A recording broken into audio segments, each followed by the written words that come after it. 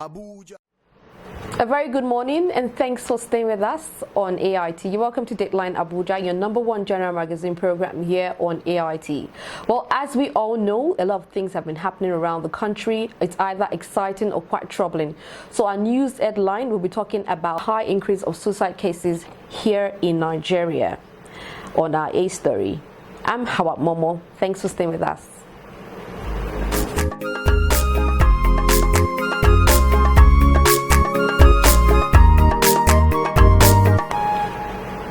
Well, on our lineup today is what's trending. We put together some stories that made headlines this week and are still making rounds on the social media. Let's take a listen. Less than 1 week after a medical doctor, Hauwa Momoh, reportedly committed suicide by jumping into Lagos Lagoon on 3rd Mainland Bridge. 3 days later, after his body was recovered by the police, a woman was also said to have attempted suicide by jumping into the lagoon at Maza area of Lagos on the same day, but was rescued by fishermen.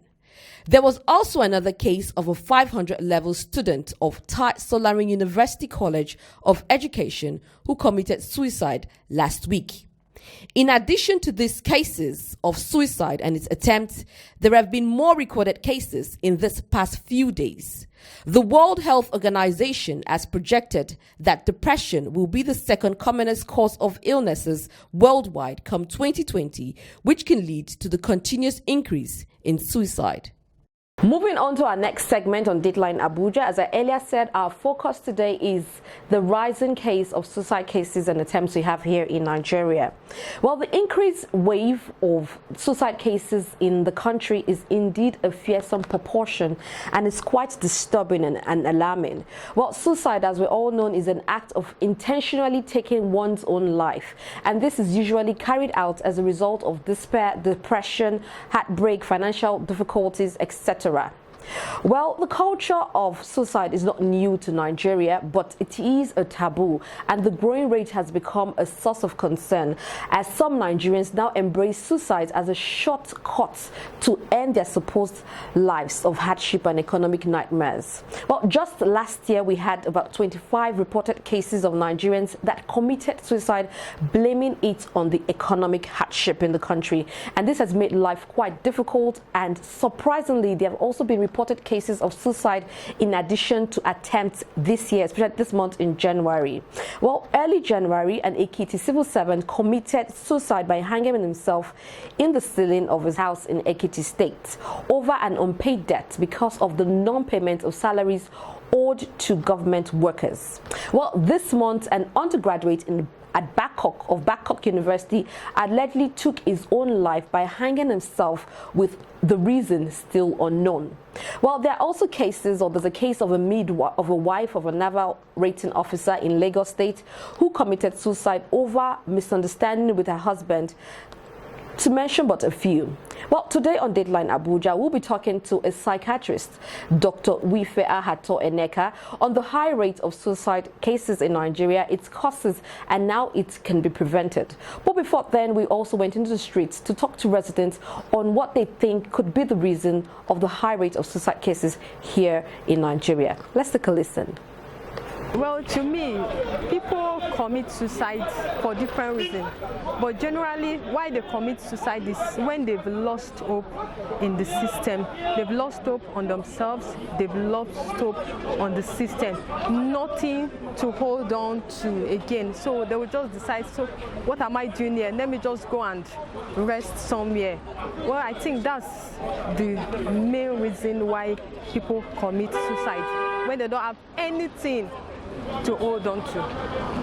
Thank you. There's a lot of things. I don't understand. Some of them doesn't even have job. Like some guys that finish university, they don't even have job in this country. This country is very hard. You understand? Some youth are committing suicide because of the hardship in this country. I don't understand. So if there is hardship, you look up, you look left, and you have the responsibility. You are not doing anyone. You look as if you are left behind it. So what is the best answer? Some of them, their best answer is to commit suicide. I don't understand. But still, I'm still advising those that commit suicide to still have patience. The question you asked, exactly. Well, so many things may lead to that, especially When you look at your right, you cannot lay hand on anything. You look at your left, you cannot lay hand on anything. You look up, you look down, you struggle, you hustle, yet you come to zero. And you see the problems facing you like mountains facing you. If you are not courageous, if you are not somebody who believes that it's only God that will deliver you, if you believe you can do it by yourself, you will be poised to commit suicide.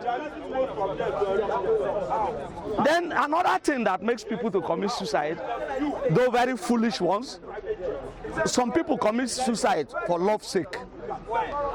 I love this girl, and I've discovered that this girl is dating this guy, is having affairs with another guy, and that you felt that you trusted the girl to the last. At the end, you discover he's having affairs with any other person. Some commit suicide, foolish ones, because of that. But what I know that makes most people to commit suicide is this issue of economic hardship, just as it is in our country today. You know, the hardship in the country today is so glaring that even a child of 2 knows what is going on. Even a child of 2 knows what is going on. Because when a child of 2 is supposed to take his milk and the parents do not have milk, they will continue to cry. So that is what I can tell you about that. You're still watching Dateline Abuja, and still on the rising tales of suicide cases and attempts here in Nigeria.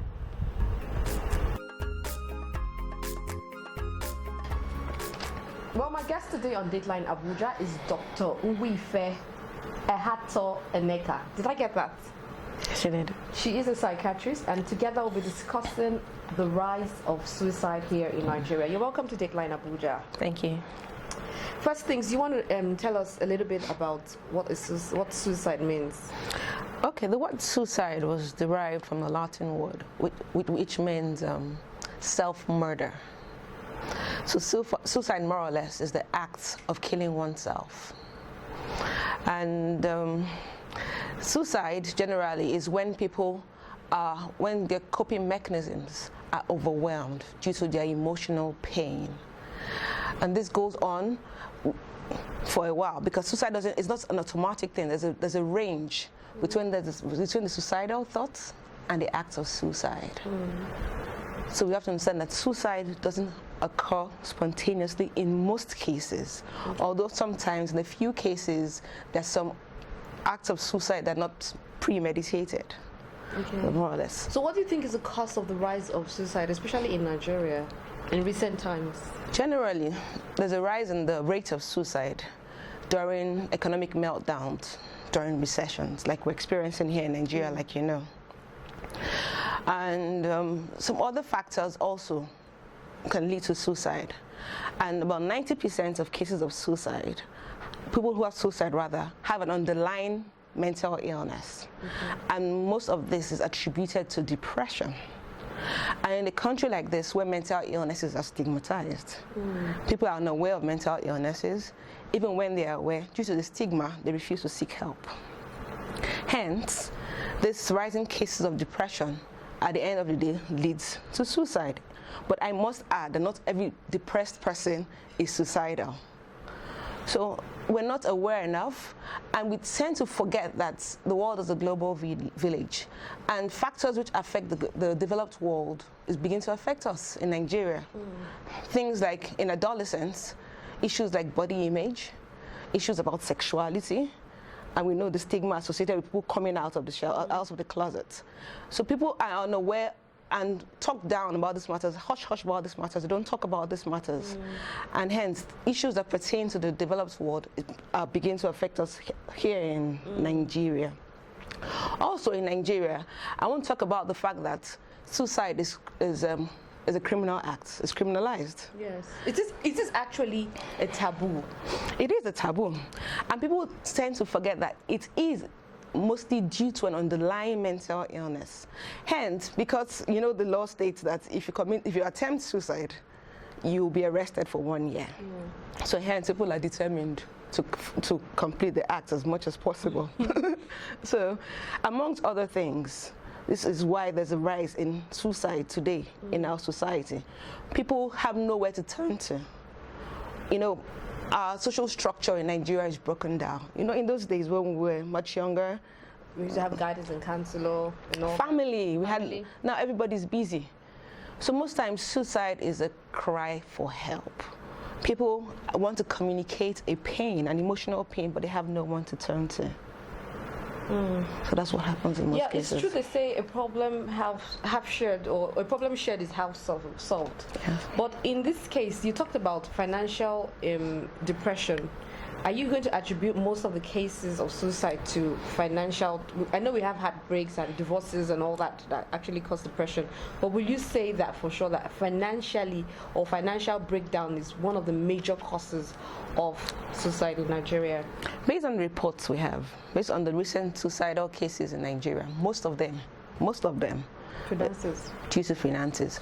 But let me just talk a bit about risk factors of suicide, if you don't mind. And this starts from issues like gender. Males are 4 times more likely to commit suicide than females. Wow. But however, women are 3 times more likely to attempt suicide. So the difference is in the way they carry out the suicide. Most women ingest poisons, so they survive, but males use more lethal methods. So the act is carried out to completion in most cases. The other risk factors like marital status, and people who are single, childless, divorced are more likely to commit suicide. Also, apart from this recession, breakdown in interpersonal relationships, divorce, loss, bereavement, can also lead to depression. In a few cases, we have genetic cases, genetic predispositions, and more or less. So these are a few risk factors. And of course, a previous history of suicide or deliberate self-harm will also predispose to an act of suicide. Okay, apart from talking about to a suicidal person, or by actually, as a psychiatrist now, by encouraging that particular person to go for counseling, what else can we use to prevent suicide or like reduce it? I know we can't prevent it. In our society, awareness. We need more awareness. Like I said, about 90% of people who are suicidal have an underlying mental illness. What's the underlying mental illness? Can you just shade on that a little bit? Most times, people who commit suicide have a mental illness that is most times untreated. Are you saying it's only mental people that could commit suicide? 90%. Okay. So not only, but 90%. And most of these mental illnesses are attributed to depressive illnesses, sometimes psychosis like schizophrenia, sometimes substance abuse, and in some cases personality disorders like borderline personality disorders, conduct disorders, and social disorders. Hence, we need to make people more aware that they need to seek help, and for you, the friend, the caregiver, the family, you have to take a non-judgmental stance. First of all, let the person talk to you, because most times people seek an outlet. They want people to talk to when they are going through this pain. So initially you listen, then you take them to a psychiatrist for evaluation to find out if there are any underlying illnesses, and subsequently treatment. Sorry to cut you. Being a psychiatrist, are people who are depressed or feeling emotionally imbalanced, do they actually visit the psychiatric hospital? Do they actually visit a psychiatrist? Oh, most definitely. Or people with mental cases? No, depression is a type of mental illness. Okay. So most definitely they visit the psychiatrists. Okay. But people tag the form of you going to a psychiatrist as being mad. You know, if somebody sees somebody going, if you see someone going to a psychiatrist, are you mental? I know that's a problem in Nigeria. So it's the stigma you talked about. It's the stigma. So what are you guys doing to actually bring people to say, no, you don't have to be actually mental, like to be mad walking on the street naked, to come. If you're depressed or you need to talk to somebody, you can actually come to, you know, like how we have psychologists abroad and we have psychiatrists But what are you people doing to create that awareness? This is part of it. Okay, this show. This show, thank you, well done. So it's all we have to keep talking. Another problem we face in Nigeria is people say stuff like Nigerians are not depressed. Nigerians don't get depressed. Shake it off. Yeah. You know, I have a patient whose mother told her that, you know, shake it off. Nigerians are not allowed to be depressed. Nigerians don't get depressed. We have to face reality. Nigerians are getting depressed. Nigerians get depressed because whatever issues that pertain to the Western world are beginning to affect us. Obviously, it's a global village. We're exposed to the same issues on the media, on the news. Another thing I want to talk about briefly is media reporting of suicide. Okay. There's something called the suicide contagion, when there's a high predisposition to suicide based on the based on the news out there, based on the exposure to suicide and suicidal behavior. So when suicide is reported on the media, it should be more responsible. Okay. It shouldn't be talked about repeatedly, and too much details shouldn't be given about the acts because it gives people ideas. Oh, okay. What biological factors increase the risk of suicide in Nigeria? Okay, at this point, let me talk a bit about neurotransmitters. There's a neurotransmitter known as serotonin. Its metabolites, 5-HIAA, which is 5-hydroxyindole acetic acid, now science, has been found to be low in people who are suicidal. Also, there have been some studies have associated suicide with a genetic predisposition. Although a few studies state that this genetic predisposition is due to an underlying mental illness. You know, most times mental illnesses are familial. So they say this genetic predisposition is not due to a suicide gene per se, but due to the mental illness which is familial. In the family? In the family. Okay. But sometimes, or rather recently, some studies have found a genetic association with suicide. There's a certain family known as the Hemingway family. They had 5 cases of suicide in 4 generations. Wow. And there are a lot of other cases where there's a high rate of suicide in families. I know most times we try to disregard our cultures, our values. Yeah, a lot of people will say like it's witchcraft or they're witch hunting. That aside, you know, in the Nigerian setting, if there's a family history of suicide, people say, "Oh, stay away from that family. Don't go there." Of course, even mental cases. Of course, mental illnesses. So if we research further, of course, there are no reported case of researchers in Nigeria that associated this as a genetic predispositions with mental illness. But I'm sure our ancestors who say these things, you know, they may have their reasons for stating these things. Oh, don't. But of course, this is all part of the stigma which we should avoid. And this is why people do not seek help, which is the problem in Nigeria. People don't seek help because they don't talk about it. Yes. And even the rates of suicide that were reported, we know that that's minimal. It's a minute percentage of the true cases because people refuse to talk. And a lot of cases that happen, people just sweep it under the carpet, and it's because they don't want any negative things to be associated with their families. Okay, good. Okay, so what are the apart from the poverty or common factors, do you think a way for the way a doctor delivers bad news to people can actually make you commit suicide? You know, delivering bad news is a skill. Oh yes, you have to learn to deliver bad news. Okay. We have had lectures on how to deliver bad news. Oh yes, it's not something you just blurt out like that. There's a system. So I would say yes, I will say no. Okay. Because we have to understand, and we as doctors, of course, we shouldn't give false hope.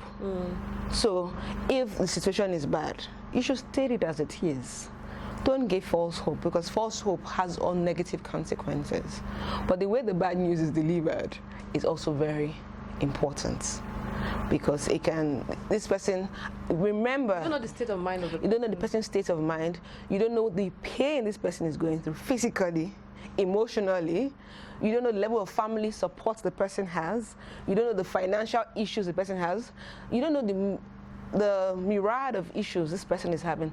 So it should be individualized, and we have to understand that we as health professionals, that's like I said earlier on, it should be done in a systemic way, in a well thought out way. Okay, so that means so you're saying most times it's true. So it's a yes. Okay. Yeah, it is a yes. It is well. Because you just come and say, oh, you have HIV. Oh, you can't do that. Oh, you have AIDS. No. Or sorry, she's dead. You know, you pass a bad news, and you really, like you just said, you really don't know the emotional turmoil. Yes, the person is going through. The person is going or through. the financial thing you talked about as well, and how people delivered. We had a case of a Ponzi scheme, I would say in quotes, last year, and people got bad news from that. You know, this networking, and they found out some people actually committed suicide because the way the news came out, bam. Mm-hmm. So I tried to convince you to say no, yes. Okay, so what do you think now? I know you said as psychiatrists and professionals, you guys are actually creating awareness. What do you think the government needs to do more? And also, I won't say also the government, because the government doesn't go into different homes to check out. What do you think families and, you know, maybe the schools who watch over children, and even the government, what do you think people should do in general to actually curb the increase of suicide in Nigeria? Awareness. Again, like I said earlier, let me talk a bit about symptoms of depression that should be looked out for. This include things like persistent low mood. Mood swings. Persistent low mood. Okay. Not mood swings. Okay. Low mood, reduced energy, most times social isolation, loss of interest in previously enjoyable activities, change in sleep patterns, change in eating patterns, because we need to be more alert. When we observe some changes in our loved ones, you know, it should signal that there's something wrong. So this is part of it. We need to look out for each other more, love more. Love more. It doesn't have to be your sister. It doesn't have to be your spouse. It can be a colleague. Look out for changes. And if you notice that someone's mood has been low for a long time, and all of a sudden the person is happy, it's a signal, because the person may have just thought to himself, oh, okay, I found a way to end it all. And suddenly the person is happy, the person is cheerful. Is that still not like mood swings? You're low today, you're high tomorrow. Well, mood swings, you're low, you're high, you're low, you're high. But this time around, the person has been low for a long time. Then all of a sudden, without treatment, without intervention, without anything, the person is suddenly more cheerful. In some cases, that person has said, okay, I found a way to end this all. So we should be more alert. And when you talk about ways to reduce this, I know it's been talked about over and over again, government policies to reduce unemployment. And it's been overflogged. Yeah. I don't want to go into that, but we know that in countries where they don't have these economic issues we're having right now, suicide rates are lower, and which is the truth. Well, suicide cases and attempts poses to be a threat and a major concern for our country and international bodies. So here's a call to all families, religious institutions, schools, and the government to be very sensitive and alert. You may never know when somebody is suffering from depression, which can be the major cause of suicide. Putting a smile on complimenting somebody may actually be their saving grace. Well, that's a wrap on Dateline Abuja for this week. You can stream us live right now for a repeat broadcast on our YouTube channel, showing right now on your TV screen. You can like our page, drop a comment or a topic you want us to discuss, and we'll definitely get back to you for reviews and remarks. We'll also get back to you. Well, I'd like to say very thank you for staying with us. Please keep it with me, same time, same station. I'm Hauwa Momoh. Good morning.